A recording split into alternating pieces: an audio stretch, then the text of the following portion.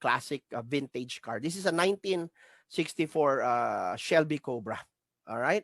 And yan po yung kotse na binili ko just last week. Okay? And na-attract ko po yan after ko magdasal in less than 7 days. All right? So yan po, no?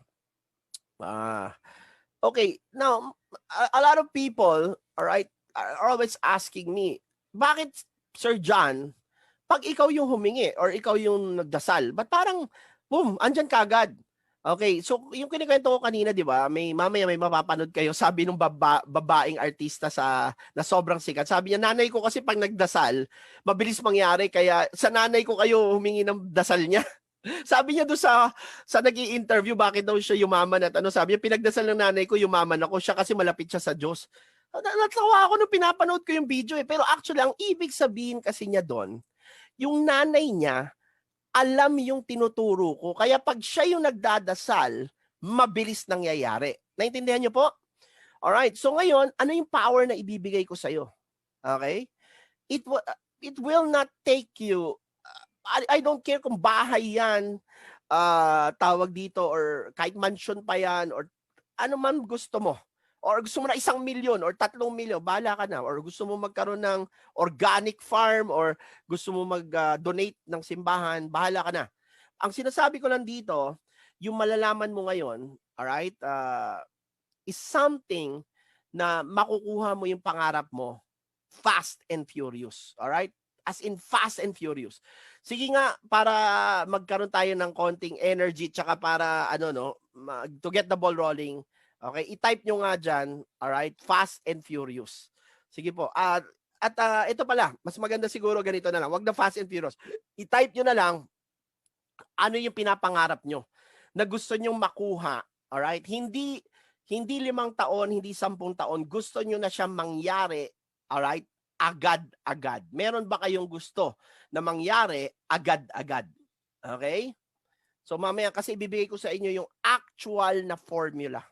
Ang tawag dito is nebulization. Alright? Ito yung technique. It's called nebulization. Okay? Sige, ewan ko, yun yung yung nebulization, yung co-author ko. Kasi may sinulat akong libro, yung Abundance Factor. Ang kaming dalawa ni Dr. Joe Vitale sumulat niyan. Ang tawag niya dito, nebulization. Okay? Sige, lagay niyo dyan. Ano yung pinapangarap niyo na wala pa, ilang taon na hindi niyo makuha. Tuturuan ko kayo, araw lang makukuha nyo kagad yan. Alright? Hindi tayo mag-aantay ng taon. Alright? Kasi, ito yung problema sa labas eh. Actually, ang daming kumakalaban sa akin pag nagtuturo ako nito. Kasi sinasabi nila sa akin, pag nag-goal setting ka, mag-set ka daw ng short-term goal and long-term goal. Now, ito yung sasabihin ko sa inyo. Normally, pag sinabi, ano daw yung mga long-term goals? Yan yung mga house and lot, kotse, di ba, mga bagay na mahal. Tapos yung short-term goal na kaya daw ng 1 to 3 years, ayan na yung damit, sapatos. Now, ito yung sasabihin ko sa'yo. Hindi yan totoo. Kalokohan yan. Huwag kayong makinig dyan.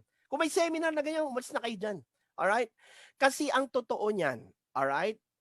Time and space, alright? It is happening instantaneously. And walang long-term goal, walang sa laki ng Diyos, okay? Sa laki ng power ng universe. Alam mo ba gaano kalaki yung universe? Alright? Next week, paalala nyo sa akin, Richard, paalala mo nga sa akin, papakita ko sa inyo yung first picture ng universe na the closest picture na kinuna ng Hubble telescope ng NASA. Nakagawa na kasi ng pinakamalaking telescope sa buong mundo. Trinay niyang kunan yung buong universe. At papakita ko sa inyo next week gaano kalaki yung universe. Yung entire universe, yan ang Diyos. Okay? And ito pa yung maganda. The universe, hindi siya fixed yung size. Kasi every day, the universe is expanding. At hindi lang isa ang universe. Meron tinatawag na parallel universes. Marami ang universe. Okay?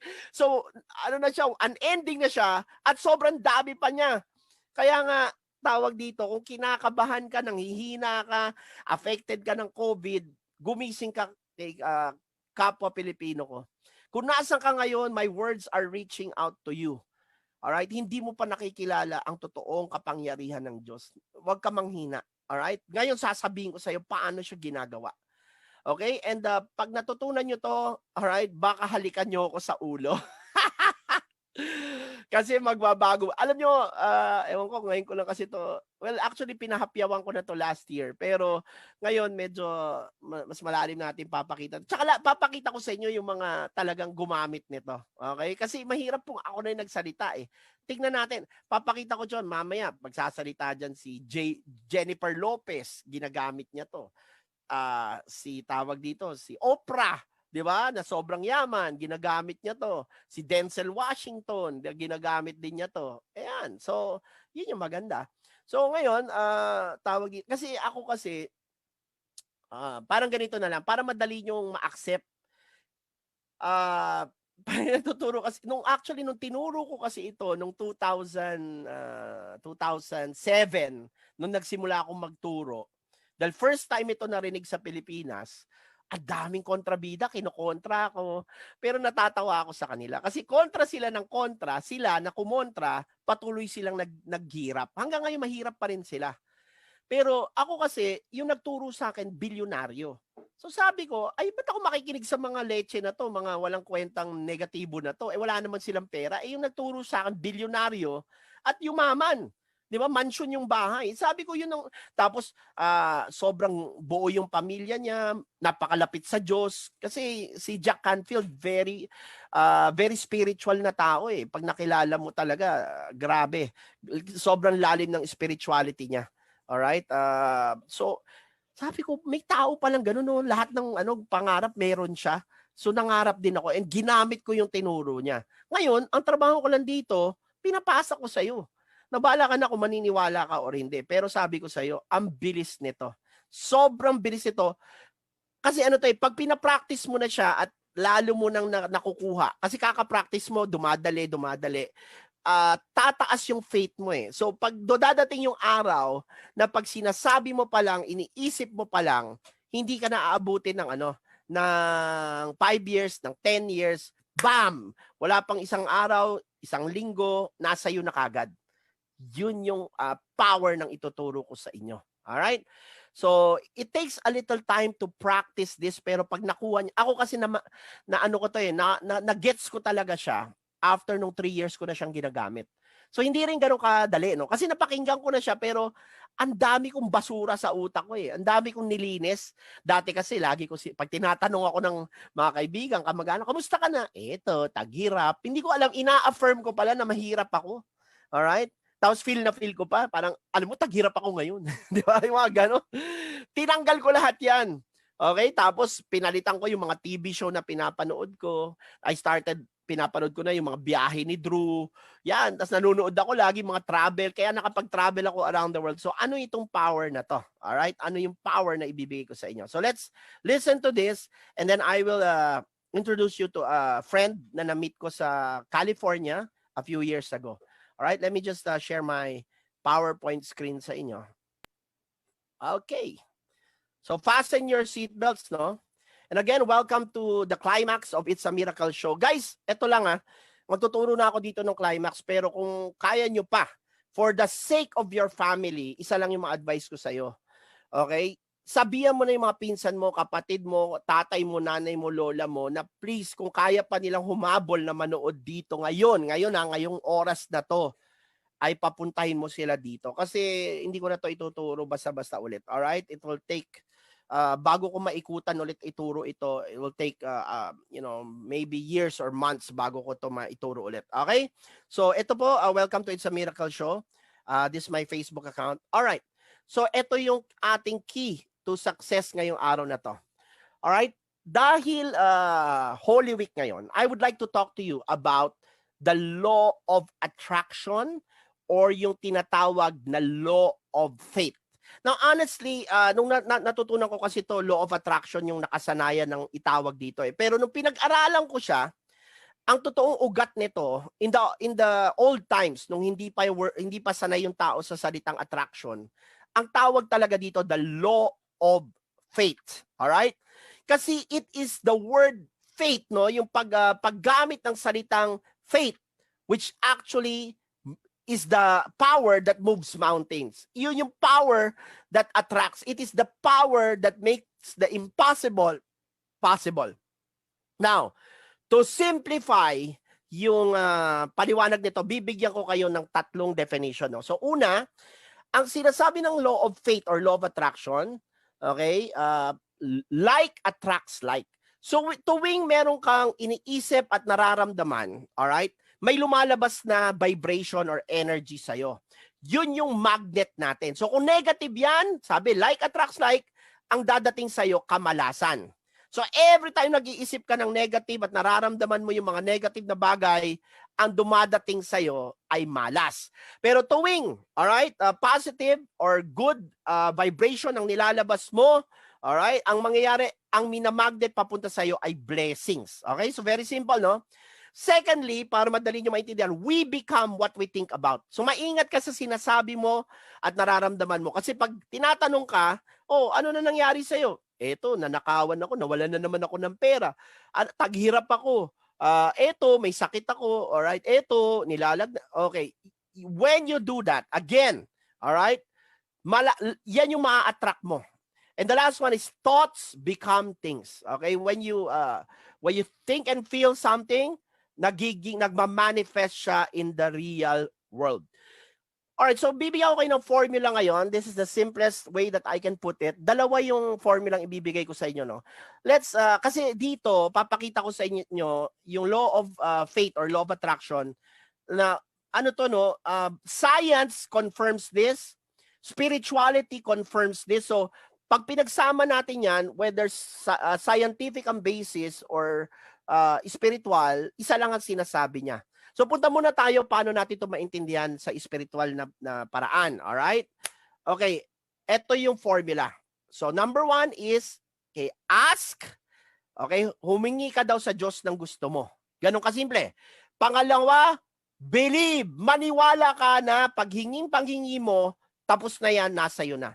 And number 3, pag sumagot na ang langit, pinadala na yung sagot, pinadala yung opportunity, pinadala yung tawag dito, yung paraan, pinadala yung tao, pinadala yung solution, kailangan actionan mo kagad. Kailangan umaksyon ka, hindi pwedeng wala kang gagawin. Alright? Now, and the last one, pero actually, mahirap tong ipaliwanag kasi ayoko muna sabihin sa inyo to, pero ang totoo niyan, in the highest levels of attraction, pag sobrang galing nyo na, yung katulad na kayo namin nila Jack Canfield, sa pag nagpa-practice na kayo nito ng matagal at ginagawa nyo na siya, may tinatawag kaming effortless attraction. Pag naabot nyo na yung ganong level na kayo, alright, hindi na ganong kalalim yung action na kailangan yung gawin. Alright? Sa simula kasi, marami ka pang action na gagawin. Pero pag master mo na to, alright, ako kasi 15 years ko na itong ginagawa, konting action na lang. Kaya effortless na siya actually, sa totoo lang. Alright, now ito naman yung scientific version, no? Actually, itong papakita ko, ito rin yan. Ginawa ko lang scientific. So, okay, thoughts lead to feelings, feelings lead to actions, your actions produce your results. Okay, when you have positive thoughts, iniisip mo yung pangarap mo, nag-i-imagine ka na ang dinadrive mo na kotse ay Fortuner or nag-i-imagine ka Mercedes-Benz na yung kotse mo. So iniisip mo yon, you are in the process of asking. Now, pag niraramdam mo yon, which is feelings, you are in the process of believing. Pag ina-actionan mo naman yung pinadala ng langit, you are in the process of receiving. So anong ibig sabihin nito? Parehas lang yung formula na yan. Alright? Pero ngayon, saan nagkakatalo? Bakit hindi nangyayari? Kasi sa totoo niyan, itong buong formula na to, ito yung formula ng pagdarasal. Di ba? Pag nagdadasal tayo, ano ba ginagawa natin? Ito yun. Di ba? Humingi tayo sa Diyos kung ano yung gusto natin. Alright? Pero saan nagkakatalo? Bakit araw-araw ang dami nagdadasal, pero wala pa rin? Okay? Bakit wala pa rin sa kanila? At bakit ang tagal mangyari kung mangyayari man? Okay? So yun yung tanong. And today you will discover this. And para malaman nyo to, I'm going to introduce you to my good friend. Alright? His name is Greg Braden. No? Actually, I met him in LA, in California, 2012, kasi nag-attend ako nung kanyang talk. Alright? And napakahirap lumapit sa kanya, but I was able to actually sit in the VIP seat and tawag dito, yun yung mga privilege natin, no, na talagang makasama natin siya. Alright? And ngayon, hindi pa siya masyadong sikat ng time na yun. Pero ngayon, he is a global sensation. Alright, now, bakit siya sumikat? Let me just share to you. Kaya siya sumikat kasi nga, scientist na siya mismo, kontra siya dito sa ituturo natin. Okay? Hindi siya naniniwala dito. Pero, nung time na naghahanap na siya ng pagbabago sa buhay niya, trinay niya lahat ng science na pwede niyang gawin eh. Di ba? Pero hindi gumagana. So ngayon, nung nag-adjust siya at nalaman niya itong mga to, na-discover niya to, okay, nagbago yung timpla ng buhay niya. Kaya ngayon, sinishare niya to. And grabe ito kasi scientist nga siya, ayaw niyang maniwala sa sabi-sabi lang. So ginawa niya, umikot siya, kasi may kaya naman tong tao na to, umikot siya all over the world. And one point in his life, nadala siya sa India. Sa India, he went to the Himalayan mountains. So kung familiar kayo sa Himalayas, inakyat niya yung mga bundok ng Himalayas. Pinuntahan niya yung mga monastery doon. Alright, na nandun yung mga ancient scroll na hindi pa nagagalaw. Alam niyo kasi yung wisdom ng mundo na naisulat, alright, na nandun lahat ng mga katuruan, sinunog yan ng ng mga emperors noon. 'Di ba? Pag nilulusob nila yung bawat bansa, sinusunog nila yan. 'Di ba? Sinusunog nila yung culture, yung mga written text. Yan kasi nga kino-conquer nila eh. Pero itong sa Himalayas kasi bundok ito eh. Na-preserve ito. And if you research on the internet, hanapin niyo na lang sa YouTube, hanapin niyo yung video na Missing Years of Jesus kasi ngayon Holy Week. Alam niyo ba nung namatay si Jesus, alright? At ito yung mga research na ginawa ng mga archaeologists at nagulat sila, no? They were able to trace kasi nawala si Jesus eh. Ewan ko nagbabasa kayo ng Bible pero for so many years, no? From 14 years old to nung 30 plus na si Jesus, putol yung Bible, di ba? Wala nakasulat kung nasan si Jesus nung time na yon. Okay? Hindi ko alam kung tawag dito, kung natanong nyo na sarili nyo, saan nagpunta si Jesus? Bakit siya nawala? Alright? And ito yung na-discover ng mga researchers, no? Hanapin niyo yan, Missing Years of Jesus, di ba? Ang nag-document niyan is the History Channel and BBC, mga malalaking documentary TV shows, no? And magugulat po kayo.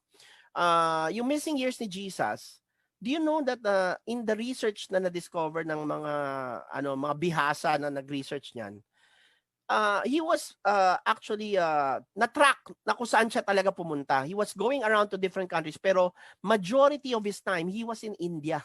All right? Nasa India si Jesus. And nung time na yon, yung mga nasa India, ang tawag sa kanya is Isa. All right? Yan yung pangalan na nakasulat doon sa mga ancient texts, all right? Na pangalan niya. And when he was kasi 14 siya, 'di ba? Nung bata pa siya noon. And when he went to India, he went to the na-expose siya doon sa mga meditation centers ng India.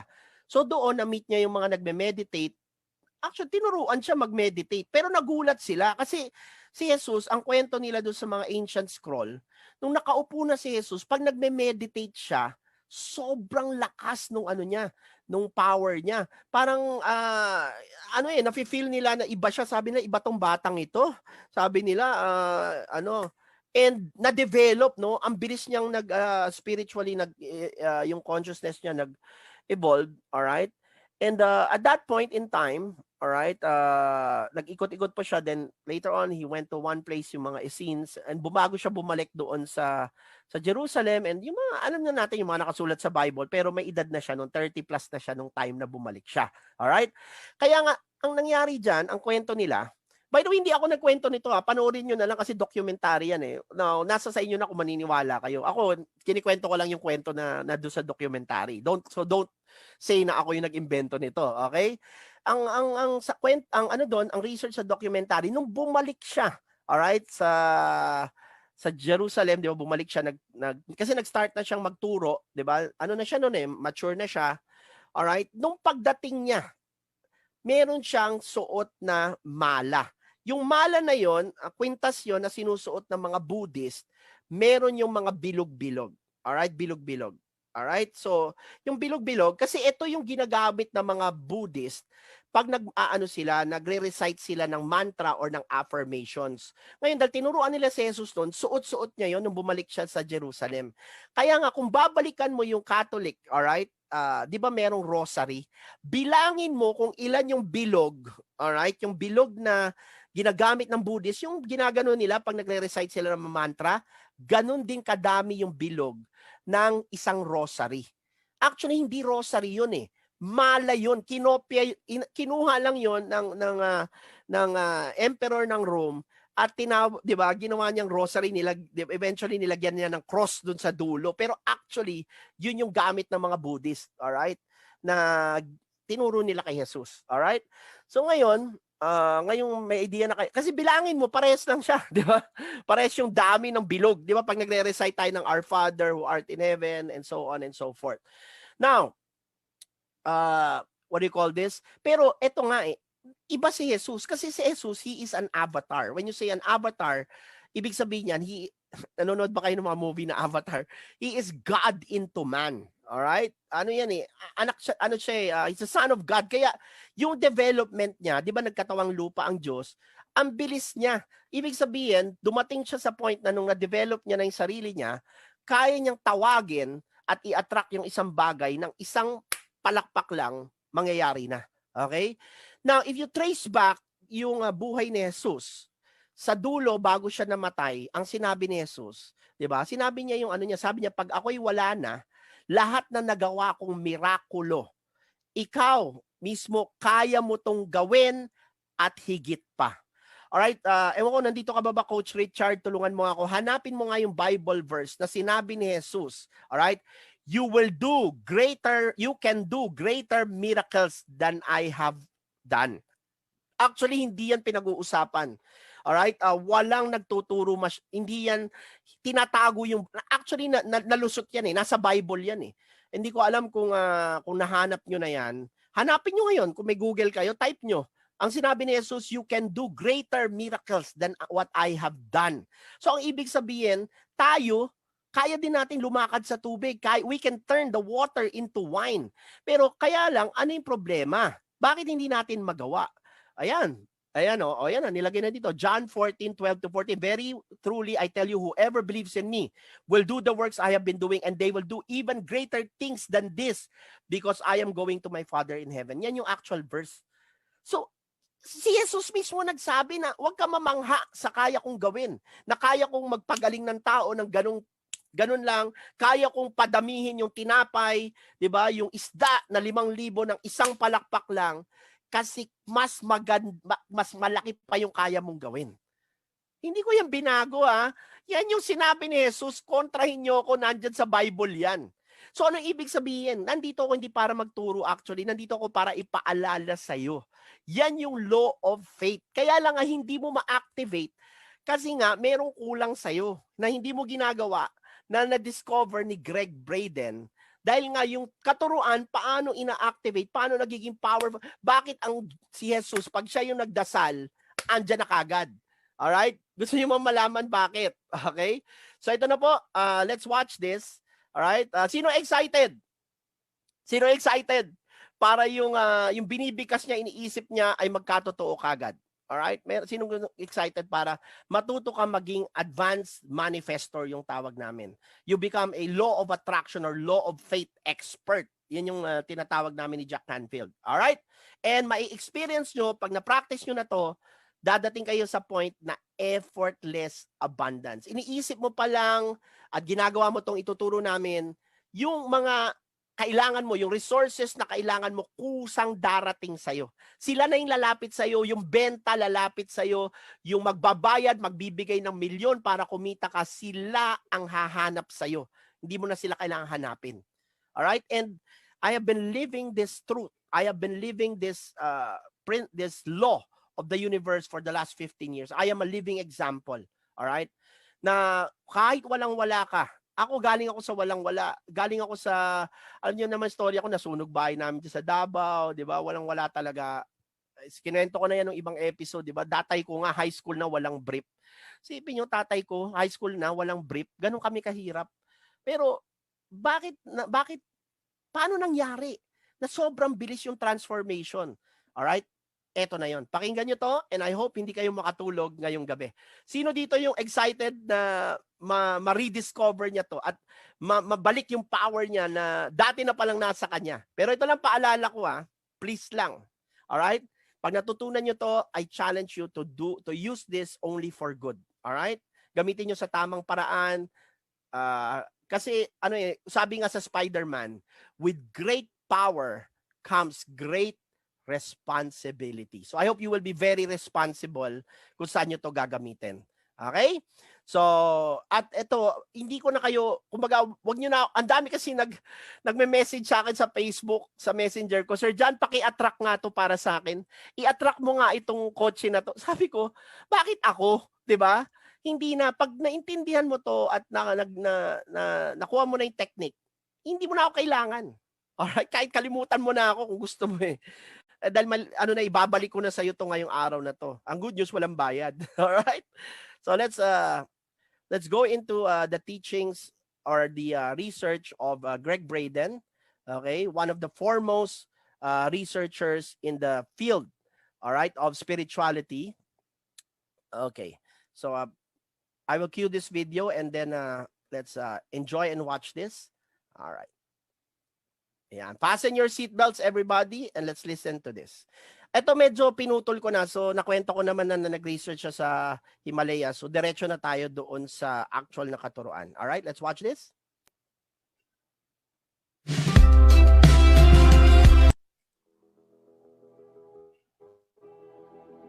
They keep everything in this monastery, including the records of the ancient wisdom.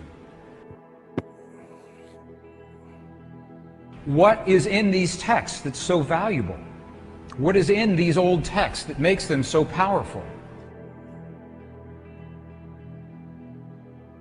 I want to share with you one of these texts.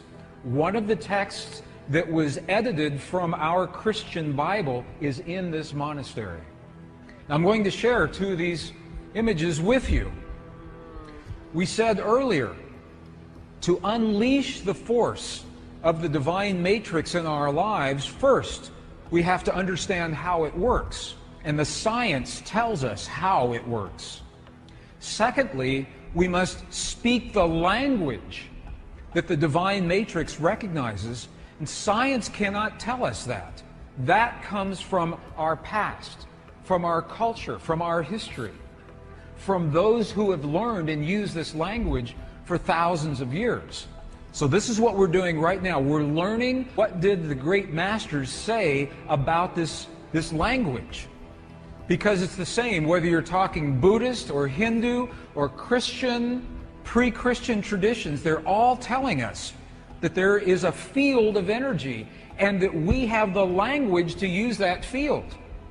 This is an actual page out of the Gospel of Thomas. So we know that this ancient gospel actually existed. And you can see some of the letters. These are Greek letters. You can actually read some of, if you know Greek, you can see some of the Greek letters right here. In the Gospel of Thomas, two very important keys.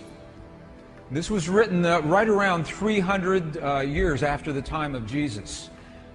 We've been in the Buddhist monasteries in Tibet, and they're telling us that feeling is the prayer, one. Two, that we must feel as if our prayers have already been answered.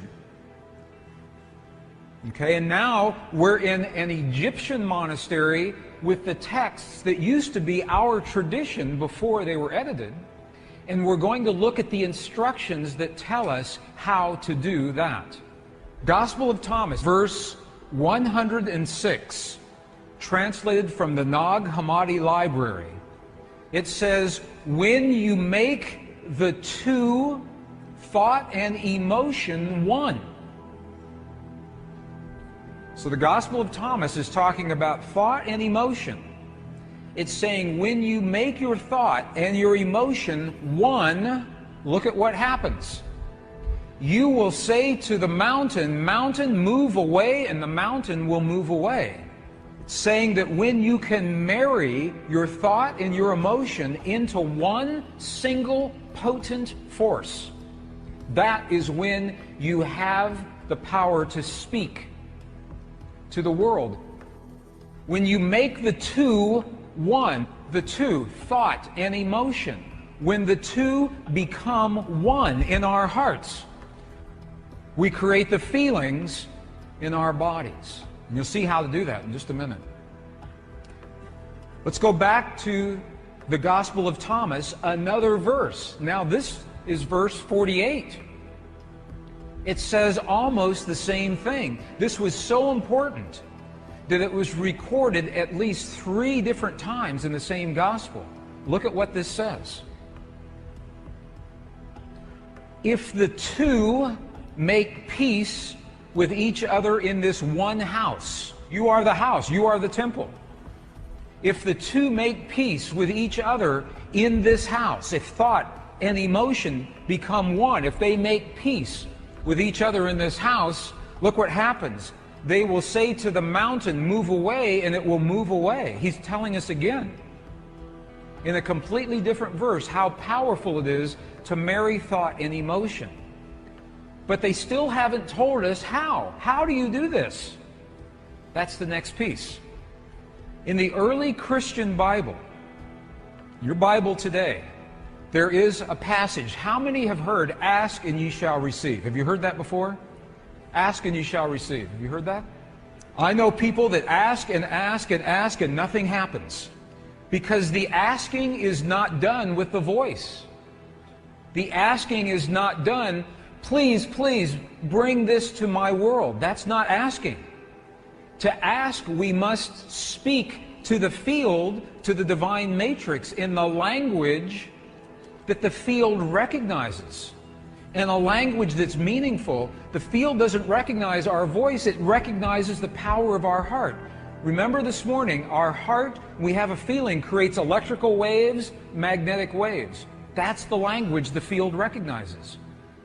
So when you create the feeling in your heart as if your prayer is already answered, that creates the electrical and the magnetic waves that bring that answer to you.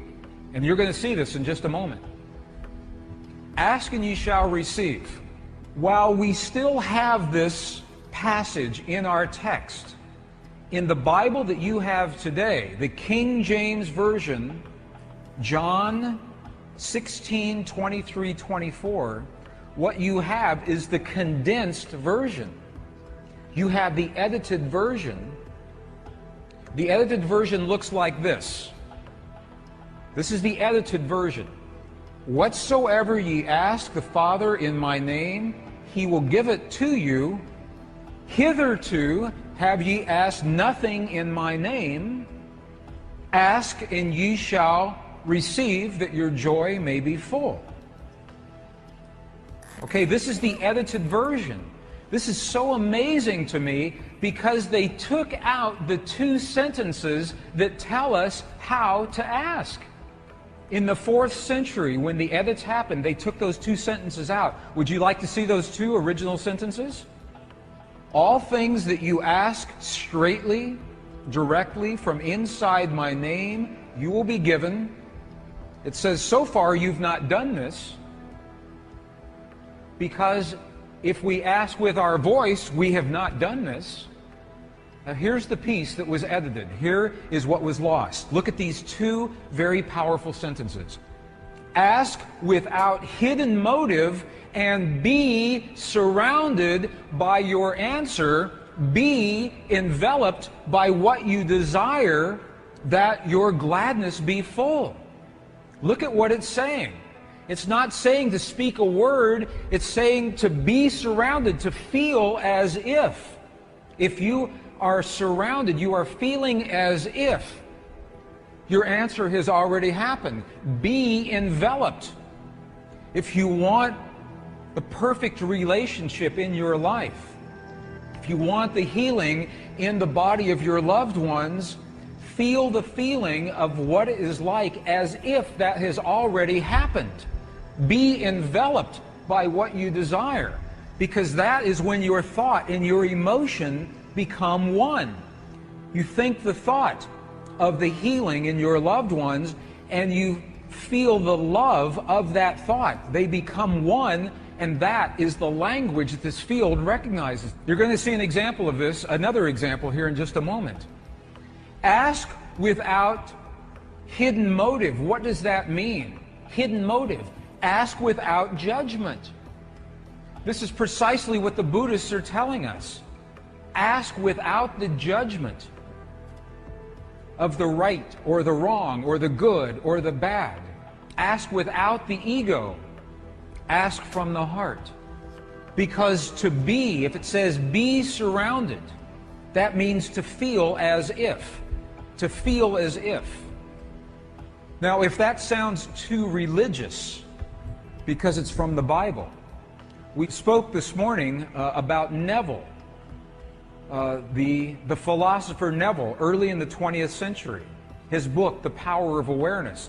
Look at what he says. It's the same thing. Neville says, you must make your future dream a present fact now by assuming the feeling of your wish fulfilled, to come from the place that it's already happened. Have you seen martial artists when they demonstrate their focus by breaking a concrete block? Here is the secret to breaking that block.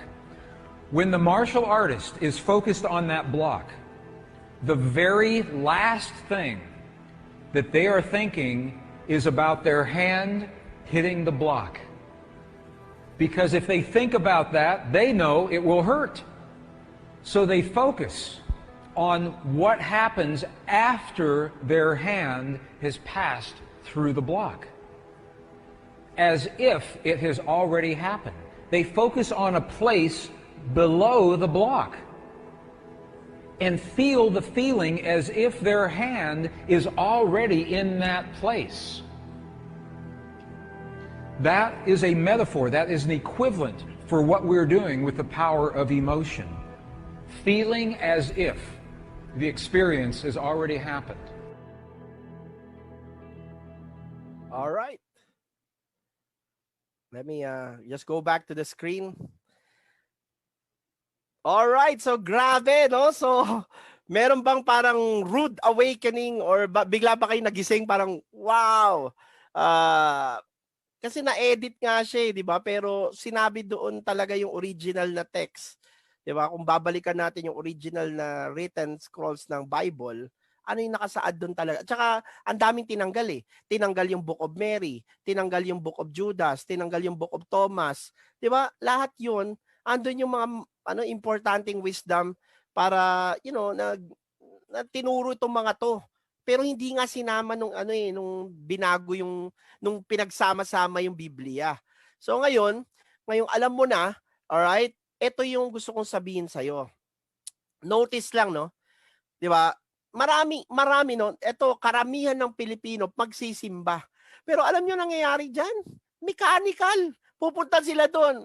Hail Mary, full of grace, the Lord is with you. Our Father who art. All right? Nawala na yung feeling eh. All right? Marami diyan na nandoon na lang dahil Sunday kailangan ko magsimba, 'di ba? Para bang pag di ako nagsimba, masama akong tao, yun na yung nakaano sa kanila. Pero pagdating doon sa prayers nila, nawala na yung yung vibration. Okay, yung sinasabi doon, the word that you have to understand is vibration. And what is vibration essentially? Yun yung feeling.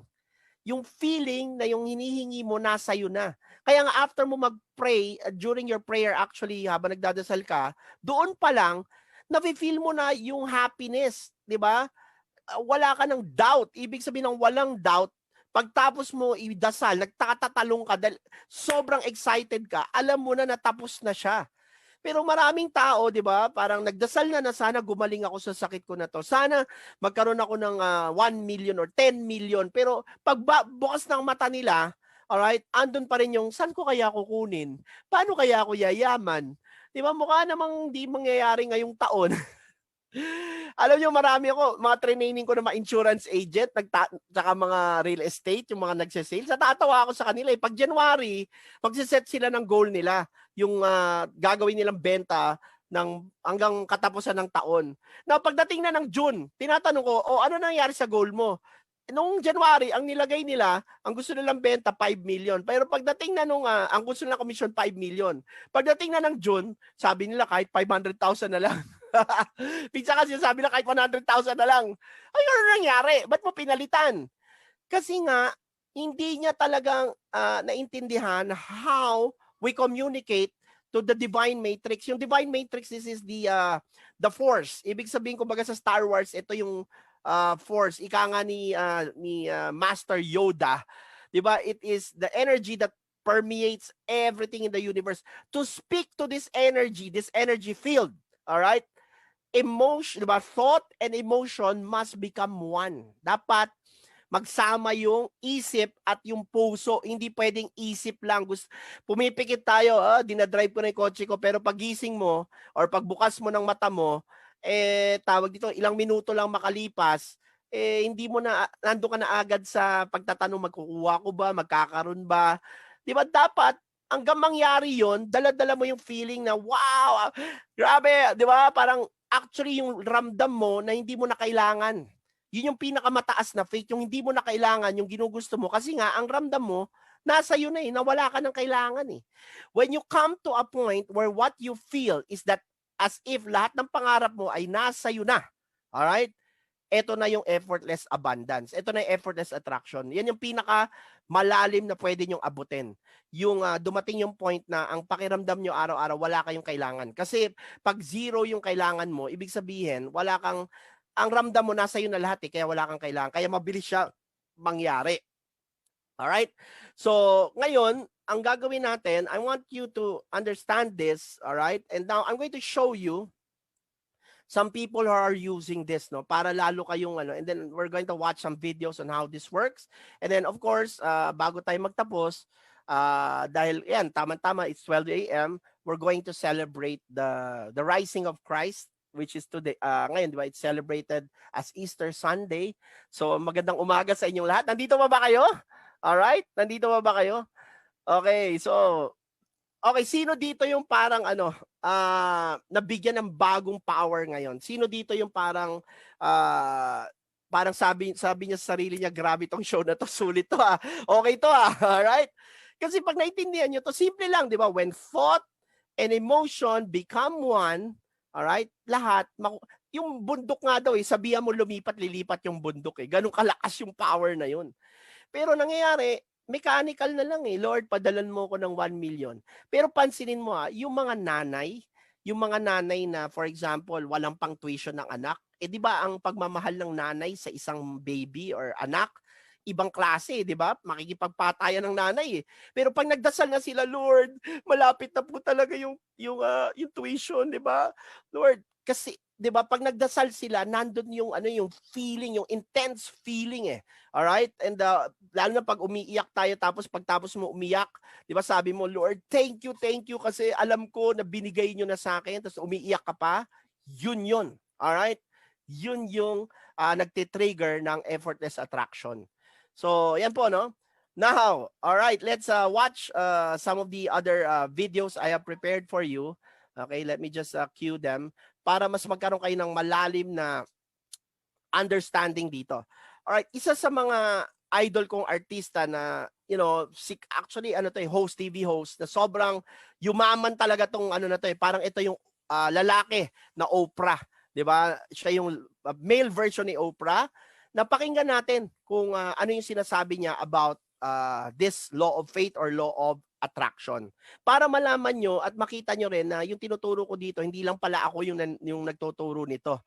Ang maganda dito kay Steve Harvey, alright? Di ba, kilala yan, sumikat yan dahil di ba yung maling pagbasa sa Miss Universe. Pero itong tao na to, tuwing natatapos yung show niya, di ba, meron siyang show, the Steve Harvey show. After niyan, hindi niya pinapauwi yung audience. Ang ginagawa niya, alright, pinapastay niya yung audience, tapos nagtuturo siya ng mga lessons in life. So, ito po, panoorin natin si Steve Harvey, and I hope you get inspired with what he's going to say about the power of attraction. Welcome back, everybody. You know, folks, I'll admit it, my life is going really, really well. Many of my dreams have come true, and there are plenty of you who've got huge aspirations for success, too. I get emails and tweets all the time from people, so many people asking how I did it. I try to share the principles of success whenever I can, because I have not gotten this far without learning the principles of success. And over the years, I've just realized that common sense just ain't that common.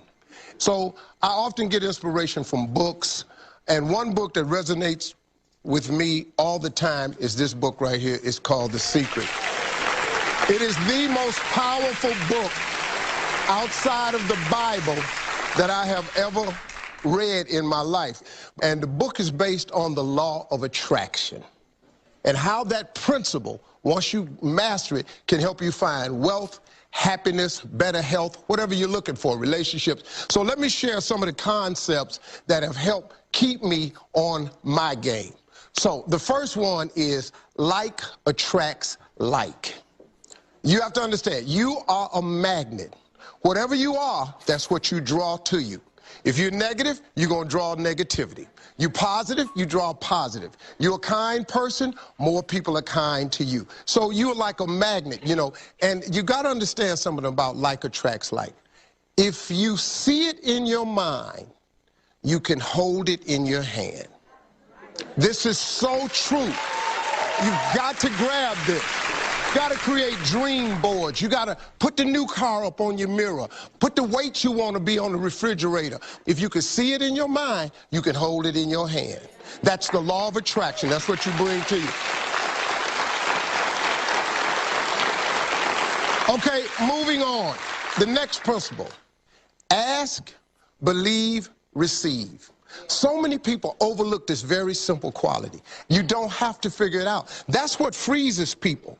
When you're trying to figure out your life all the way to the end, when you can't figure it out, it freezes you from trying it, because you go, oh, well, I can't figure that out. Oh, I can't go over there because I don't know how. You don't have to know how. You have to ask, believe, and receive. That's as simple as it gets, folks. It's very, very true. I really want you to understand that. Now, science says, show me and I'll believe. Faith says, believe and I'll show you. There is a difference. Next, very important, gratitude is a powerful process. The only way to move to the next level is you must show gratitude for where you are. If you show gratitude, it gets you to where you want to be quicker. Very true. This is the last one.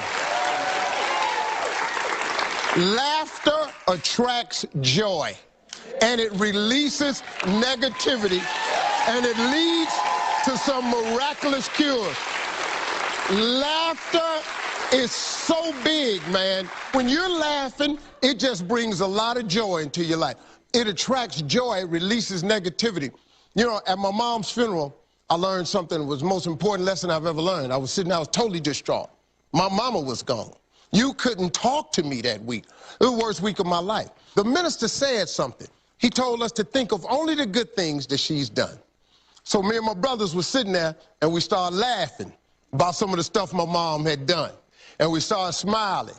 And then the minister said something that has registered with me.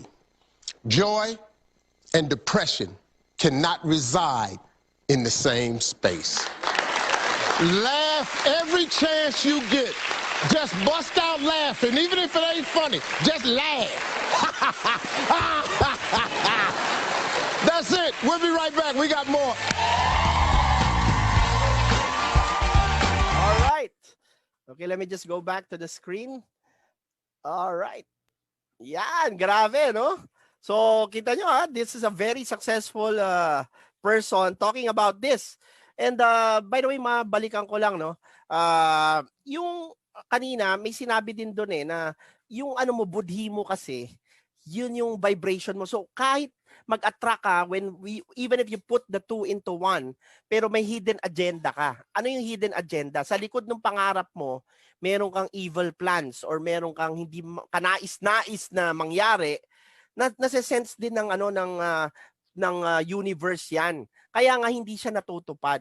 So, napaka-importante ng forgiveness. Tapos wala kang judgment. Ano yung judgment? Hindi mo nilalagyan na mahirap to, tawag dito, masyadong malaki to. Wala, tanggalin mo na yun. Kasi nga, napakalaki ng Diyos. 'Di ba?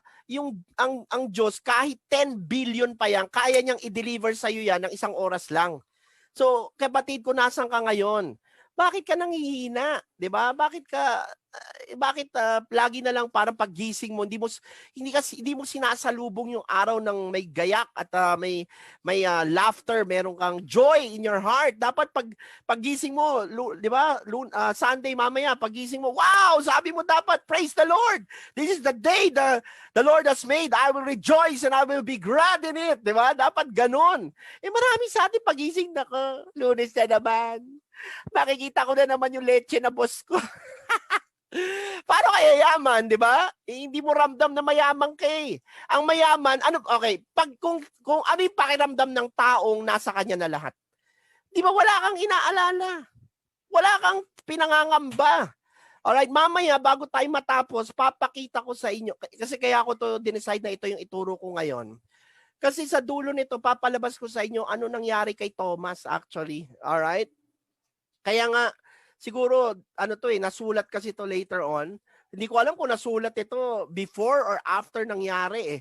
Yung sa kanya, di ba? Yung, di ba, nag-doubt si Thomas?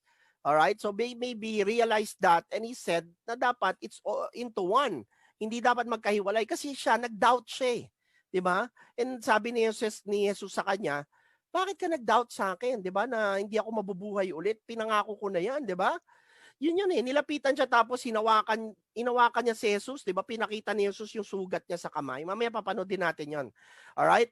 Kaya nga I think this was written because of that lesson na niya eh, na you have to put it into one, na you have to believe. And believing, 'di ba? The key to prayer is, all right, complete the whole formula. 'Di ba? Thoughts, feelings into one and then take action. All right? Naintindihan niyo? Okay, nakuha niyo ba yung sinasabi ko dito? All right, so let's hear more from Steve Harvey and other mga nagtuturo nito. Okay, na mga sikat na tao para lalo kayo ma-inspire and mabigyan pa kayo ng mga ideas paano ito gumagana. All right, so let me cue this next video for you para mapanood nyo. All right. It's our intention. Our intention is everything. Nothing happens on this planet without it.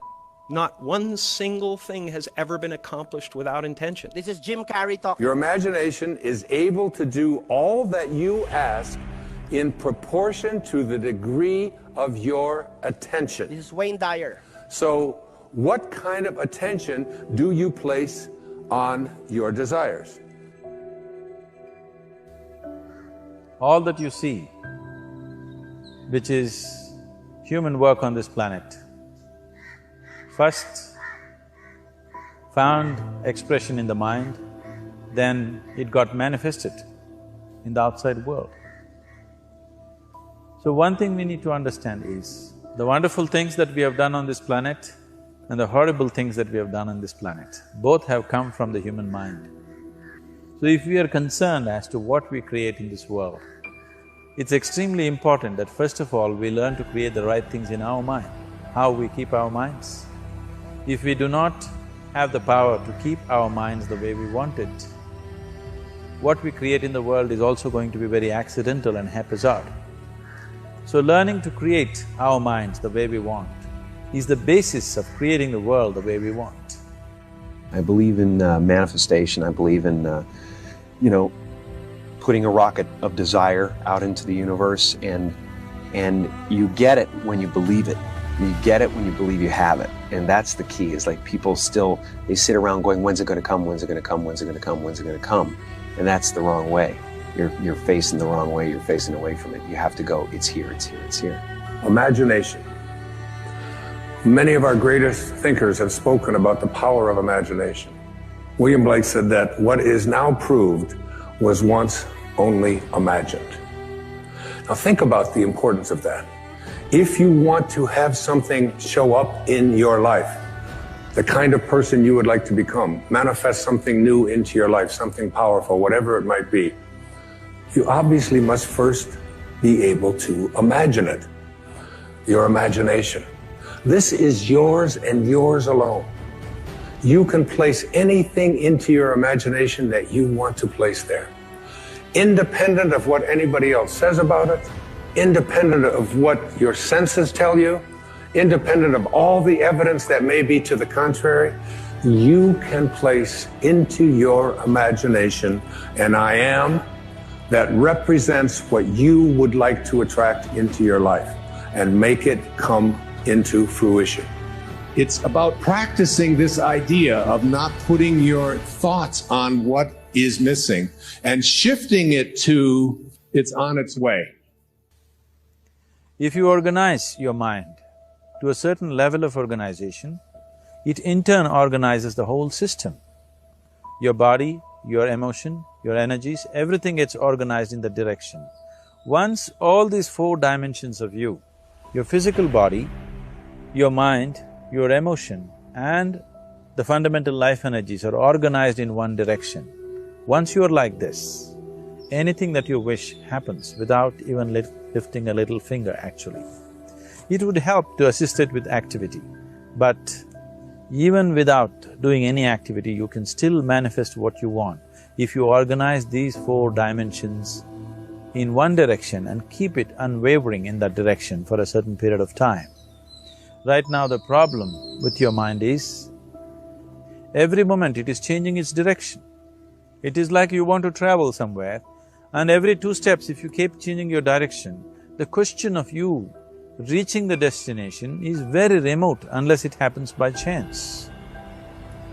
So, organizing our minds and in turn organizing the whole system and these 4 basic dimensions of who you are right now in one direction, if you do this, you are a Kalpavruksha yourself.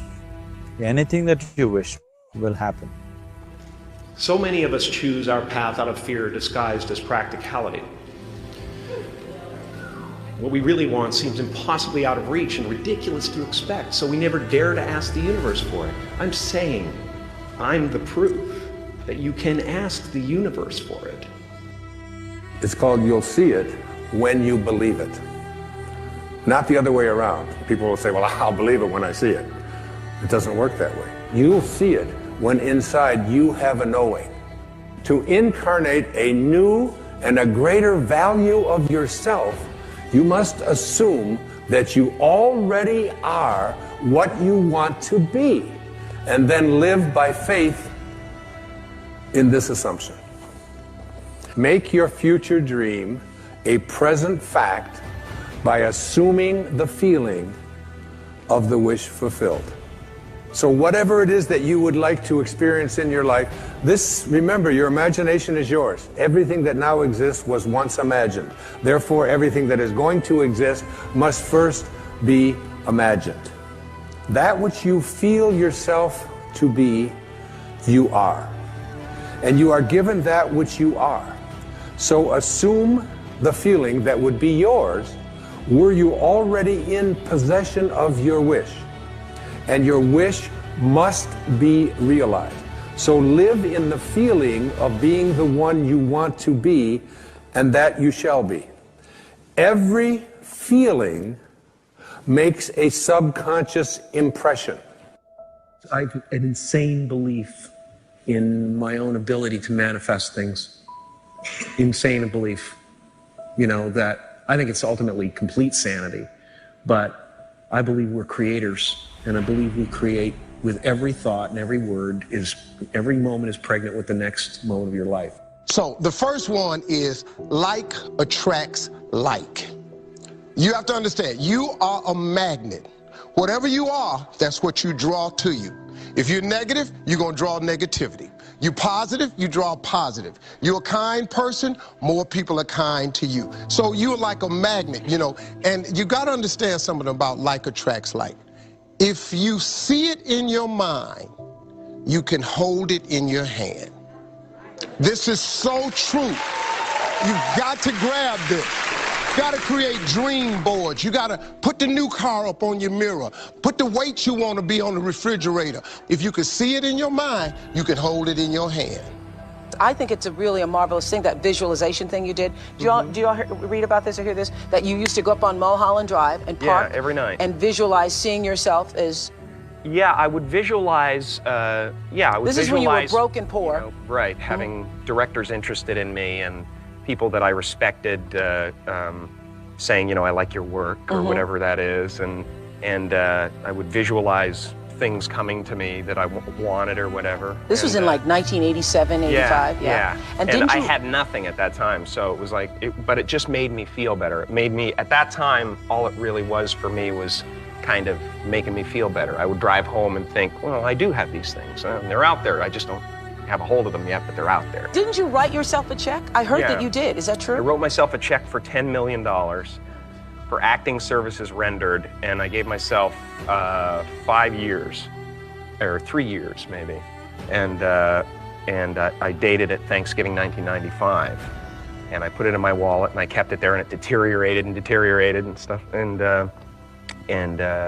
But then just before Thanksgiving 1995, I found out that I was going to make $10 million on, I think it was Dumb and Dumber. Dumb and Dumber, yeah. So you visualize yourself like...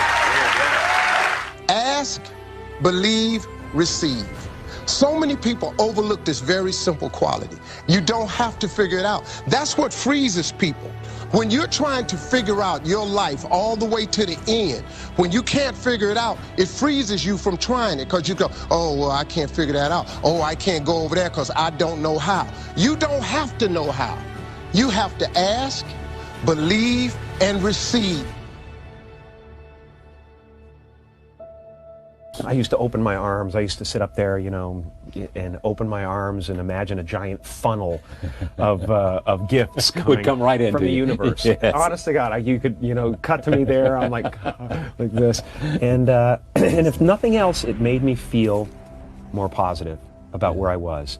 I drove down from Mulholland Drive every night, you know, that I went up there, feeling that I was one of the biggest actors in Hollywood. I was doing wonderful work that made people happy. If you would like to accomplish something, you must first expect it from yourself. Every one of you. You are a spark that can grow until you recognize that you truly are divine beings. All right, grabe. Let me just go back to the screen. All right. Grabe yung sinabi ni Wayne Dyer doon, no? All of this can be yours, di ba? Yung spark na yan. If you can realize that you are divine beings, that you are made of the same, basic energy of what God is, all right? Of what God is. Because you are actually, kumbaga, kung yung universe ay ang buong Diyos, di ba? You are actually, ikaw yung isa kang part ng body ng Diyos. Kaya nga, bakit ka nanghihina? Bakit ka you're always worried about magkasakit ng COVID? Bakit ka tawag dito? Bakit ka lagi nag-aalala na wala kang pera? Ibig sabihin, yung feeling mo, di ba, negative, wala ka doon sa lugar na nararamdaman mo na mayaman ka na, kaya nga mahirap ka eh. Because the feeling is the prayer. Okay, remember that, the feeling, di ba, completes the prayer. Hindi yung pagsasalita, di ba? When you speak lang, nag-affirmations ka, sinasabi mo, I am becoming rich, ganyan. Pwede naman yun eh. Pero ang power nung salita, di ba? Galing kasi yung salita sa isip, kailangan may pakiramdam. When you put them together and then you take action, all right, that is where it begins to happen. Okay? So nakuha nyo? All right. So ngayon, let me cap with one or two more videos ng mga gumagamit nito para lalo kayong matuto. Yung iba dito na nasabi na kanina pero uulit ito. Pero maganda na rin, no, kasi mare-reinforce tayo. Then after these two videos, we will do an actual visualization. So, lahat ng sinasabi ko dito, yung mag-affirm ka, I am lovingly buying my dream house, I am lovingly driving my dream car, lahat yan, alright? When you feel it, that energy comes out of you, imamagnet niya yan papunta sa inyo ng sobrang bilis. So ngayon, tingnan nga natin, totoo ba tong affirmations, yung pag-visualize. Kanina nakita nyo na si Jim Carrey, di ba? Gumawa siya ng cheque, nilagay niya sa cheque, pangalan niya, binayaran niya yung sarili niya ng $10 million, pero hindi rin niya alam kung, tapos nilagyan niya ng date, di ba? Thanksgiving 1995. Hindi niya alam paano mangyari, pero tuwing umaakyat siya dun sa tuktok, overlooking kasi yung Mulholland Drive, alright, umihinga siya ng air, nagme-meditate siya, and ini-imagine niya na, nilalapitan na siya ng mga producers, na sikat na siya na artista. Then, ano sabi niya? Yung key doon, ewan ko napansin niyo kanina, ano sabi niya? Ang nangyayari sa akin, I feel better, di ba? Nararamdaman niya na. All it was doing to me was to feel it. Di ba? Sinabi niya, yung word na na-feel ko after niyang bumaba doon sa overlooking, di ba? Ngayon, nagulat siya, 1995, bago mag-Thanksgiving. Tinawagan siya ng producer niya at sabi sa kanya, Jim, yung pelikula mo na Dumb and Dumber, ang royalty mo umakyat ng $10 million. Now, $10 million, that's 500 million pesos, kaibigan. Kaya, ano yung sabi niya? Wala akong pera nung ginawa ko yung cheque na yun. Walang-wala ako. So, anong kinakatakot mo? Bakit ka natatakot humingi ng 500 million sa Diyos? Diba? Mahina yung faith mo. Kasi nga, hindi mo naintindihan ito eh. Alright? So, I hope I'm blessing you with all of this wisdom that I'm passing to you all my 15 years. Alright? Lahat ng meron ako, properties na meron ako, alright? All the cars I bought, the travels, alright? Pati yung mansion ko na kinoconstruct ngayon, lahat po yan. Alright? And my new car right now, all of this, and all of the people that I have helped, yung mga charities na natulungan ko, lahat ng mga dinonate namin, alright? Pati yung simbahan, di ba? Nag-donate ako ng sound system, ng aircon. Lahat po yan, isa lang pinanggalingan yan, itong tinuturo ko sa inyo. Alright? So, let's look at one or two more videos ng mga artista kasi maganda makarinig tayo ng actual na mga gumagamit. Kasi minsan gusto natin ng actual na person bago tayo maniwala, 'di ba? So, siguro maganda kung makakita tayo yung mga tadyag na artista na kilala nyo na nag-a-affirm or nagsasabi na talagang totoo ito. Let's watch this one more time. And I hope you enjoy this. Oh yeah. Thought that you have, and it's hard because again, it's like we live in a world where we're taught to hate ourselves constantly. So it's really hard, but it's like every single thing I think that you think about yourself and others and how you react to things, what you choose to think about, what you spend time talking about. It's like I think it all plays a part somehow. Manifestation, like if we're going really there. But my mom always taught me that if I want something, it can happen. Like it's absolutely possible, and to never act like it's not. And I think in a way that's kind of manifestation. It's like you think about it like it's already there, and it is. But I was taught that since I'm 4 years old. I was 4 years old and they called 411 to ask the lady who worked at the front desk at Universal if I could audition for all that, and then I was on Nickelodeon. That was like my first, Yes, it is true. I do think it's real because I think that's how I'm here at all. I heard that you tell yourself sometimes you're doing good, baby. Yes, you got to. Yeah. You have to, because there's another little voice that's going, you're not doing good enough. Yeah. So the outside voice has to go, you're doing good. What's your personal mantra, Jen? I have so many affirmations that I do, and I've done affirmations for a long, long time. I feel like they really do. That the more I believe that how you think, and I teach my kids this, your thoughts create your life, and so you have to think positive thoughts all the time. You have to force yourself to think positive thoughts at times, and so I do a lot of different affirmations. I'm open and receptive to all the goodness and abundance the universe has to offer. I am in perfect health. My children are in perfect health. We are safe. we are whole. I am whole. Oprah, you're my vision board for 2018. Really? And I am here, so I have manifested this moment. Congratulations! Do you even have a vision board? And if so, what type of things are on it? Wow. I don't vision board anymore because I am a powerful manifester.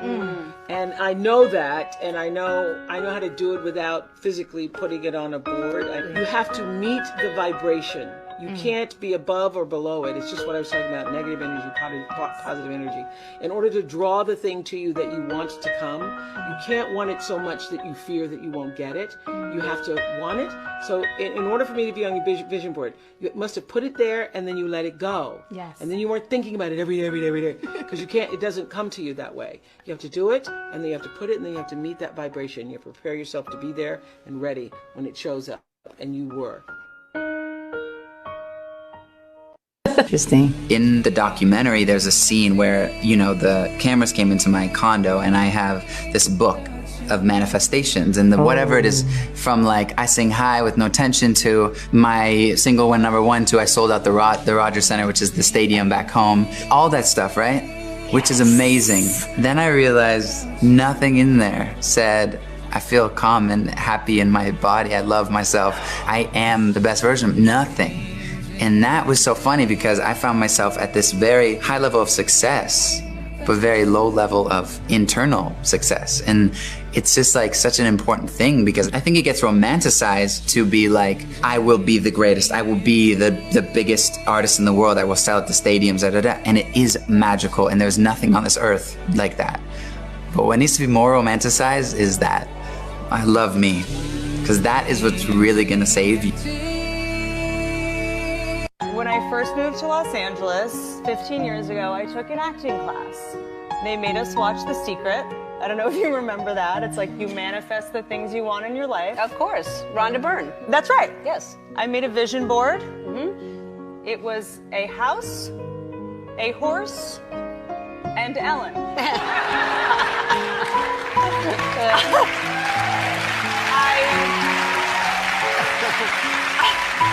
I don't know what I wanted from you exactly. Was it my name or a picture of me? No, it was you. A picture of me. A picture of you on a red carpet that I cut out of a magazine. So, did you get the house and horse? I have the house and the horse, and here I am. Oh man, that's see, it worked. It worked. It worked. I don't know. It all came together. It has always been my dream to be on your show, and your producer said I should tell this story, and I'm already regretting it. Stopped the car, pulled over, and I called my mother. I told her that I got this film. And you know what my mom told me?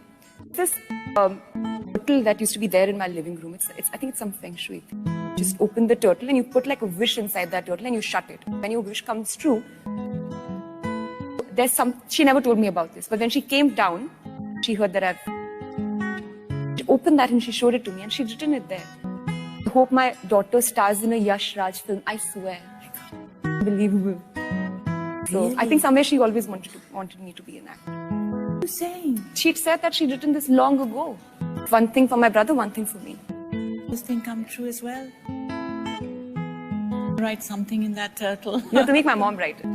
Okay. She's some direct contact with God.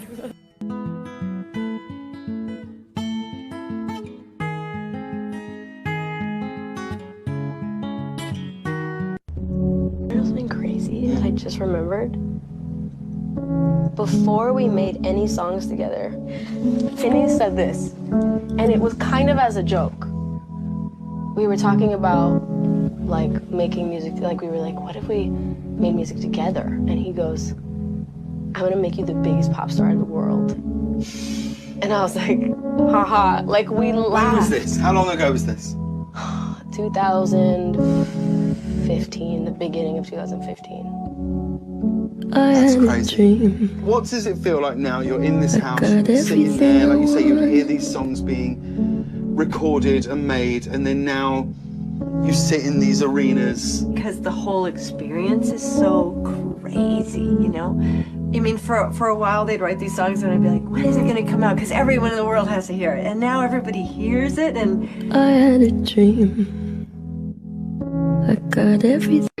Is it true that you run on a treadmill with a big picture of an Academy Award in front of it? I do, but it's not right in front of the treadmill. It's over in the corner somewhere, just so it's in the back of my mind. Not quite the back, I'll bet. I bet it's a little closer than the very back of your mind. Well, it's getting closer. Where does you want to do, anything you've ever said, there's no way I'll be able to do that. Now you're just doing it, right? Well, I will say that the cover of Sports Illustrated and the cover of Vogue were on my vision board. Really? Yes. You made vision boards? Yes, that's my whole message. You know, speak what you want, make it your truth, and it will come true. It took me 2 years. It took the vision board that I still have up 2 years. And that doesn't matter because patience will bring you so much more. You can't hurry things up. You know, it's not our timing. So at the end of the day, this was all supposed to happen with patience. I love it. I love it for you too. Thank you. Because, you know, people talk about, I hope she doesn't get a big head. I hope she doesn't change. I hope she doesn't, but you don't strike me as the kind of person. My mama wouldn't let me. My husband would be like, who do you think you are? Hey. So no, I keep very amazing people around me.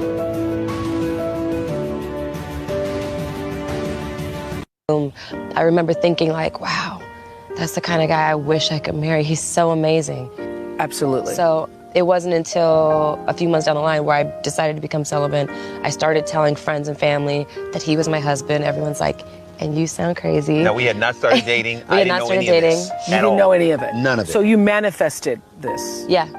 But everything was like confirmation. You called it in. It was hearing She it. sure did. So then I started speaking it. So then I started, shamelessly telling it. And then eventually people started coming up to me and saying stuff, you know.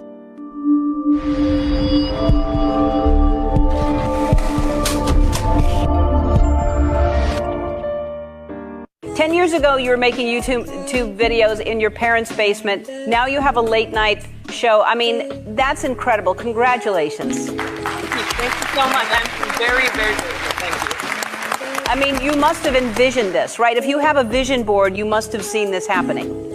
Yes, well, being on the show has been on my vision board for 5 years, legitimately. And my fans were so keen on it as well that they've actually photoshopped many pictures of us together. And so people think I've already been on the show because they're so good at Photoshop, but I haven't. This is my first time. And my mom always told me, she was like, Lily, no matter what you do in life, no matter what movie, no matter what TV show, I do not care unless you get to go on Ellen's show. Like, it is the marker of success for my mom, and she made me promise that if I ever go on your show, I have to bring her to the set. All right, which means you have to invite me back. Yes, I will invite you back. As soon as we're able to have people in this studio, you're our first guest back.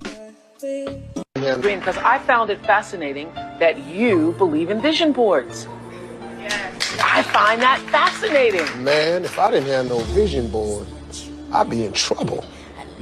You got to keep it in front. It's on my laptop. It's the screen on my phone. It's on my iPad. It's on my desktop. That is so amazing, Steve. Like 10 years ago on the Oprah show, I was talking about vision boards and people were like, that doesn't work. You are living proof. It absolutely does. You have to have a vision and a plan to execute so that every step moves you in the direction of vision. So let's talk about your vision board. Yeah, okay. It's got some stuff on it I can't share with people. Y'all would really be looking at me crazy, man, if you saw what it was. But my vision board is incredible, man.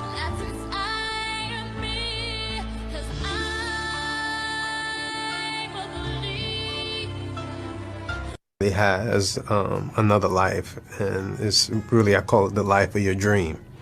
You know, your dream has a reality that most people kind of separate from their present. But I like to say that my dream is my now. The first coat and the first law of shedding is empowering your inner self. You know, is a gift that is not given by man.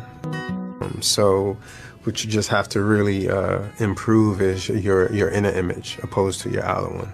My method of combating moping is basically staying grounded and making sure and remembering that I'm really the one that's steering my ship. It's not a movie, it's not people, but I'm the one that's controlling my joy and happiness.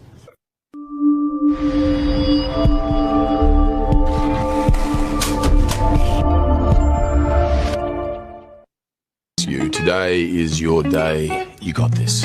You're absolutely crushing it at everything you do, from your job to maintaining a social life to pursuing your passion projects. You're killing it. Ignore anyone who tells you otherwise, because you're amazing. The only thing more beautiful than your smile is your personality.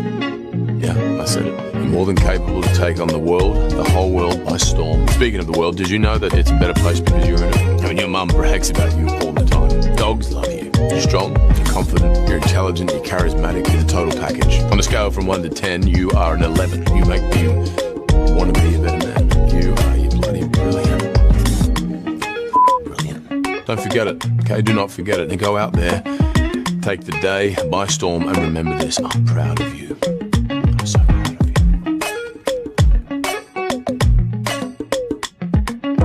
All right. Let me just go back to the screen.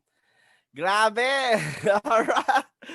Oh, di ba? Yung tinuro ko last week, di ba? Self-image. Yun na yung sinabi ni Chris Hemsworth, di ba? Yan si Thor. Kung nanonood kayo ng ng X-Men ba? X-Men ng Thor, di ba? Yes, grabe, no? Pero ito yun.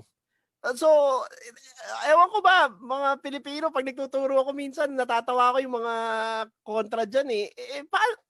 Ito nga yung mga pinakamayayaman na sikat na tao, ito yung ginagamit. Tapos, di ba, sasabihin pa nila, kalokohan niyang gugupit ng picture, didikit doon sa dingding, tapos magkakatotoo. Kasi hindi nila naintindihan, but this is, alright, the instruction coming from God. Di ba? It's written in holy text, in scripture, nakasulat ito. Di ba? Na, yun lang nga, majority of this, tinanggal kaya hindi nakaabot sa atin. Ngayon, dinala ko na sa'yo, siguro ngayon na naliwanagan ka, wow! Ngayon, meron ka ng power. Bumalik na yung power mo. Ngayong gabi pa lang na to, bago ka matulog, magvi-visualize tayo. Ngayon, magvi-visualize tayo, di ba? Alright? And tanggapin mo na nasa iyo na lahat. Pero bago tayo mag-meditate and mag-visualize, di ba? At i-celebrate ang pagkabuhay ni Jesus. Isa pa, let's watch this last video. Ito, meron dito, napaka-powerful yung, by the way, kanina pala, naalala ko lang, sinabi nung isang singer doon, di ba, romanticize. Ano yung romanticize? Di ba, ano yan eh, dinadramatize mo na nasa iyo na. Kasi may romanticism, di ba? Ibig sabihin, it's already, you're feeling it. It's another word for feeling it. Halos lahat ng napakinggan nyo, iba-ibang interview yon, iba-ibang pero yun lang yung isa yung sinasabi nila lahat eh. Na kaya sila yumaman, di ba? Ano ba sinasabi ko dito? Di ba gumawa ka ng vision board, ng dream board, mag-affirmations ka, magpatawad ka, lahat yun eh. Okay? So kung di ka pa rin kaya nga ako, nung natuto ako nito, alam mo sabi sa akin ni Jack Canfield, if you actually mababasa nyo to sa libro na Success Principles yung ginawa niya, una niyang ginawa, nung nakaipon na siya, bumili siya ng t-shirt na sobrang mahal, polo shirt na mahal. Para pag suot niya yon, araw-araw, ang pakiramdam niya mayaman siya. Then yung tinuro niya sa akin, sabi niya, John, mag-hangout ka sa mga 5-star hotel. Kahit wala kang pera, umorder ka lang doon ng kung ano, umupo ka doon para araw-araw, di ba, or at least once a week, ma-feel mo na mayaman ka na, tas hindi ka nalulungkot. Huwag kang pupunta sa lugar na yun kausap mo mahihirap tsaka mga tawag dito, yung mga negative na tao. Alam niyo, every Wednesday, alright, nung bago pa lang ako nagpa-practice nito, I'm in Shangri-La Hotel. And kinatawanan ako ng mga kamag-anak ko, ano ka, feeling? Nagpe-feeling ka? Sabi ko, hindi. Sabi ko, mangyayari, sabi ko sa kanila. And I was, wala akong pera noon. Ang ino-order ko lang kalamansi juice na 90 pesos. Actually, mahal na 19 pesos Pero yung 90 pesos ko, yung 100 ko, di ba? Kalamansi, para hindi ako paalasin doon sa lobby ng hotel, doon sa lounge. Kasi may kumakanta doon, may nagpapiano Pero nung nandun ako, iba yung feeling ko. Sabi ko, wow, ito pala yung buhay mayaman, di ba? Na-ignorante ako. Sabi ko, wow, ganda pala dito. Di ba? Kaya nga, na-feel ko siya Then lalo na nung sumasakay na ako ng mga yate, nagta-take na ako ng mga private planes kasi may pera na akong pambayad, nag-rent ako ng helicopter, ganyan. Iba na. Kasi kaya nga pag meron ka ng pera, mas madali ka makapag-manifest di ba? Kasi nga madali mo ma-engage yung mga bagay na mararamdaman mong mayaman ka. Kaya may kasabihan ang mayaman, lalong yung mayaman. Well, partially it's true kasi nga yung mayaman, ang advantage niya, meron siyang capacity to feel the feelings of already having it in a faster, in a what do you call this, readily, kasi may pera siya eh. Nakuha nyo? Alright? So, pero kahit wala ka pa doon, wala kang excuse. Ako, ang ginawa ko dati, para ma-feel ko na mayaman na ako, pumunta ako sa ukay-ukay. Sa Baguio. Nagbiyahe ako, dalawa kami ng kaibigan ko. Pumunta kami ng Baguio. Sabi niya, bakit ba kayo papasama ka ba sa Baguio? Sabi ko, pupunta tayo sa ukay-ukay doon. May, doon, isang building daw na puro ukay-ukay. Sabi niya, talaga? Oo, tapos sabi ko, paggabi na, pinaparada nila yung ukay-ukay doon sa street. Sabi niya, bakit ka pupunta doon? Sabi ko, kasi balita ako, makakabili ka doon ng mga Amerikana na branded, tsaka mga polo na mga may sikat, pero 150 lang. Oo, syempre, sabi niya, ukay-ukay yun eh. O, di pumunta kami. Ano niya, umuwi ako, naka-Amerikana ako na Armani, di ba? Umuwi ako, pero ang bili ko lang 180, 250, di ba? Bumili ako doon. Alright, now, luma na yun, napaglumaan yun ng mga tao sa abroad, di ba? Na binato na lang dito sa Pilipinas. Pero, hindi na ako no money. Armani na ako. Di ba? Yung iba, no money. Ako, Armani na. Di ba? Kaya ramdam ko, mayaman na ako. So, doon ako nagsimula. Kaya nga sabi ko sa inyo, you just have to be creative. Okay? Hindi nyo kailangan magkapera para ma-feel nyo eh. Alright? And again, imagination, visualization is imagination. Kung araw-araw bago ka matulog at pagbangon mo sa umaga, ini-imagine mo na yung buhay mo na gusto mong mangyari at doon sa imagination mo, ang technique, gagamitin mo yung 5 senses. Dapat maamoy mo. 'Di ba? Maramdaman mong hawak mo na siya, marinig mo siya. Kanina sabi niya narinig ko na, 'di ba? Tapos nakikita mo at naaamoy mo na mayaman ka na. 'Di ba? Imagine mo yung dream house mo, naaamoy mo na yung nilulutong steak doon sa bahay mo.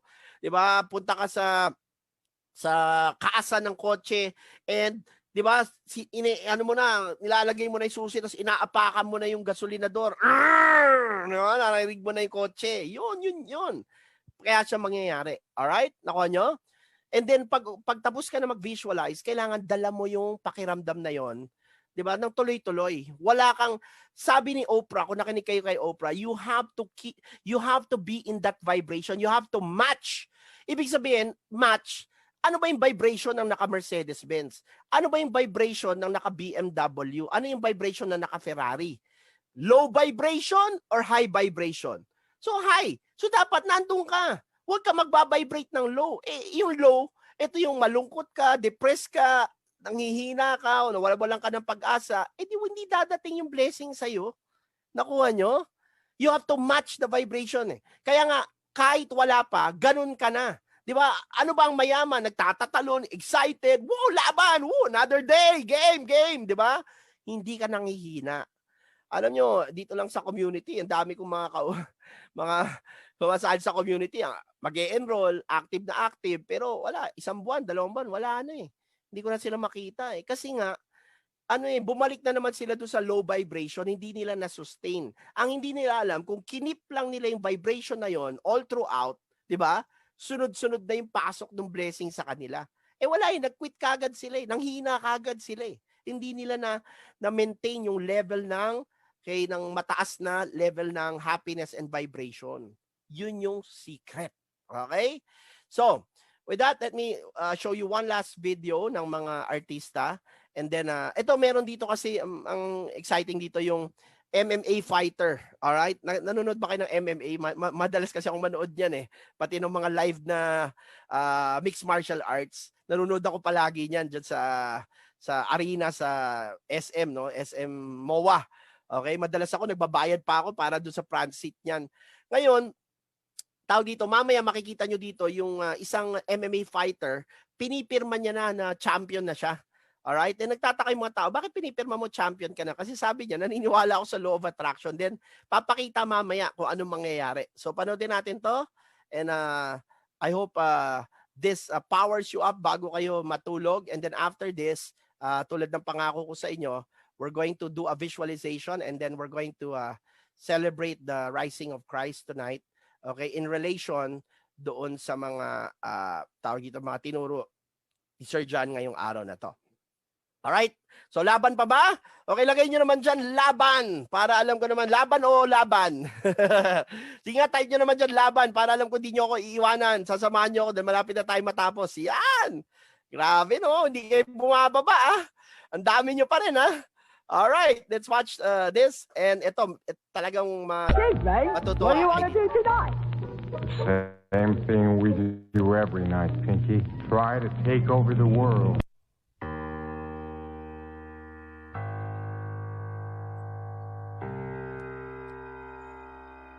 I want to ask you a question because we just had an interview the other day, and you said something that I sort of has stuck with me about what makes you afraid.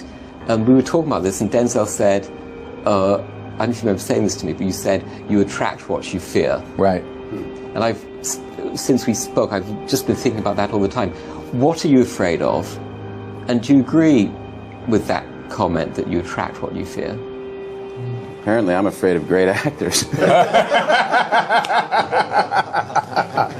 Well, I mean, positively and negative. I mean, you attract. Not just what you fear. You attract what you feel, what you are, what you attract. What's on your mind? Yeah, it's like the law of physics. I don't know how anybody can disagree with that. It's just. Ask any physicist, they'll tell you that it's true. Yeah. David Mamet wrote it's really a marvelous thing, that visualization thing you did. Do y'all read about this or hear this? That you used to go up on Mulholland Drive and park every night and visualize seeing yourself as...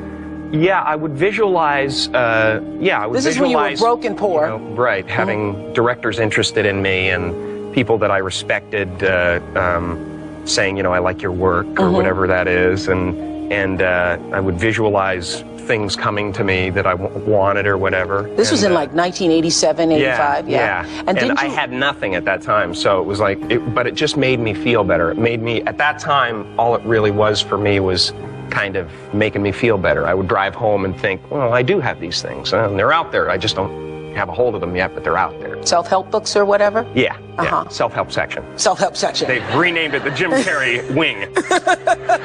Just this, I've an insane belief in my own ability to manifest things. Insane belief, that I think it's ultimately complete sanity. But I believe we're creators, and I believe we create with every thought and every word every moment is pregnant with the next moment of your life. Total believer, yeah. I believe in manifestation. I believe in,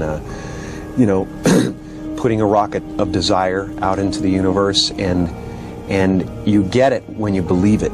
You get it when you believe you have it. And that's the key, is like people they sit around going, when's it going to come, when's it going to come, when's it going to come, when's it going to come? And that's the wrong way.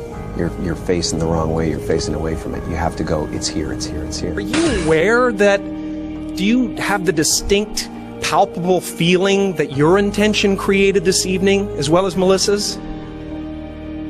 Do you understand that all of this entire event is happening inside you?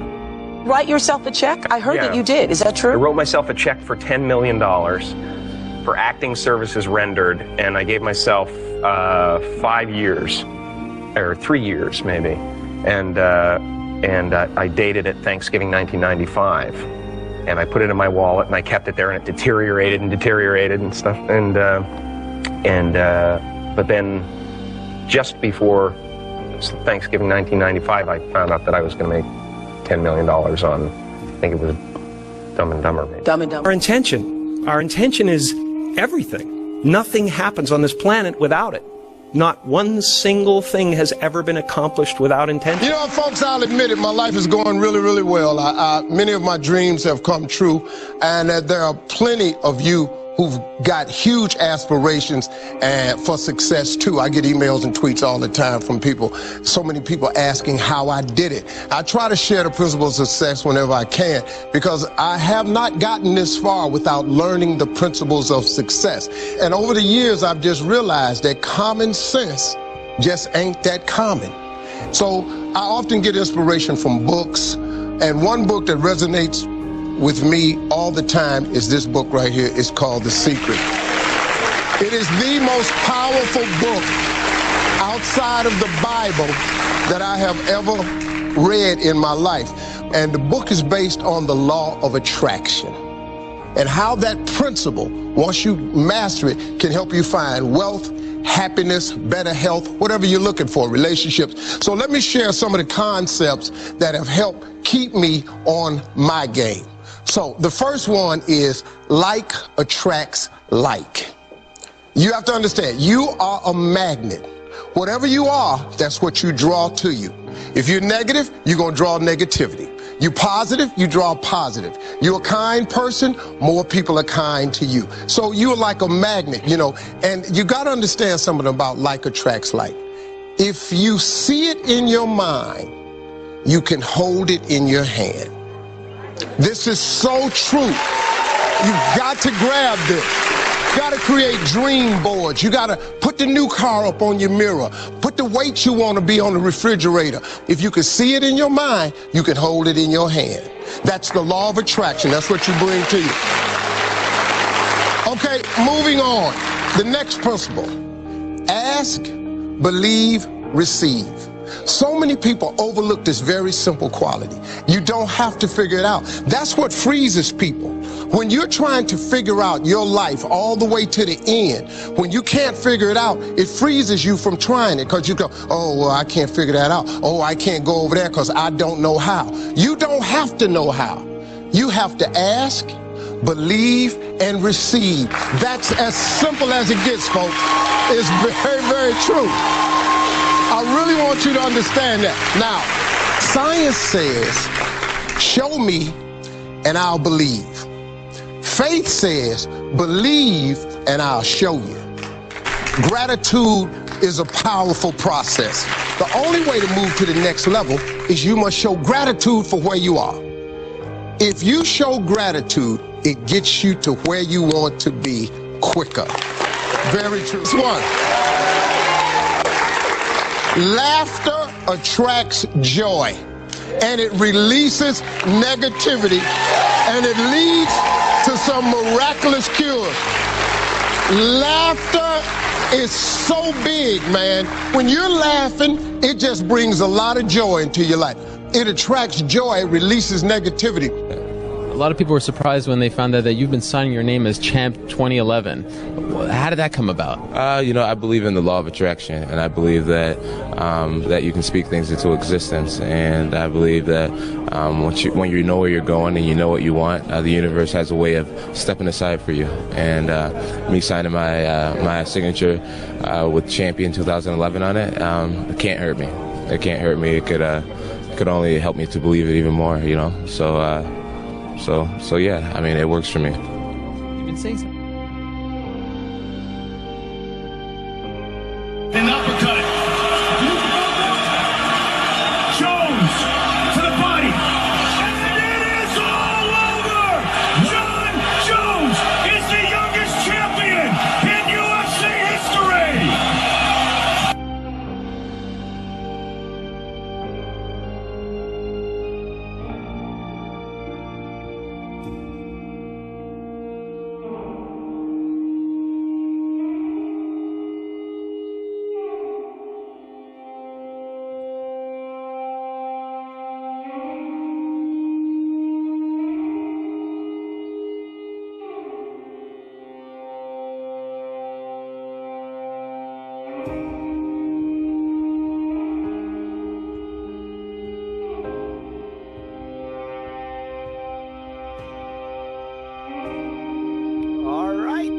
Grabe. I hope you enjoyed that. Sabi dito, you are a very powerful creator that is always creating something. Life and death is in the power of the tongue. As a man thinks in his heart, so is he. Sabi po yan sa Bible. Napaka-powerful. Diba? Nasa Bible yan eh. And I hope this really, it's life-changing. Ngayon pa lang, sinasabi ko sa inyo, ako nandito kayo sa episode na to, yung mga nanonood dito, sobrang dami sa inyo magiging milyonaryo ngayong gabi na to. Ngayong umaga na pala. Alright? Sobra. Ngayon pa lang sinasabi. I have been doing this for 15 years. Alam ko yung sinasabi ko dito. I have seen people na nakatira sa Smoky Mountain, tinuruan ko nito, naging milyonaryo. We have people here in Success Community na tinuruan ko nito. Wala pang isang taon, milyonaryo na sila. Di ba? Nabili nila yung magagandang sasakyan nila. And this is so powerful. The results will speak for itself. Okay? And so kung nandito ka ngayon at naintindihan mo at gagawin mo, 'di ba, yung mga sinabi natin doon, well, congratulations in advance sa'yo.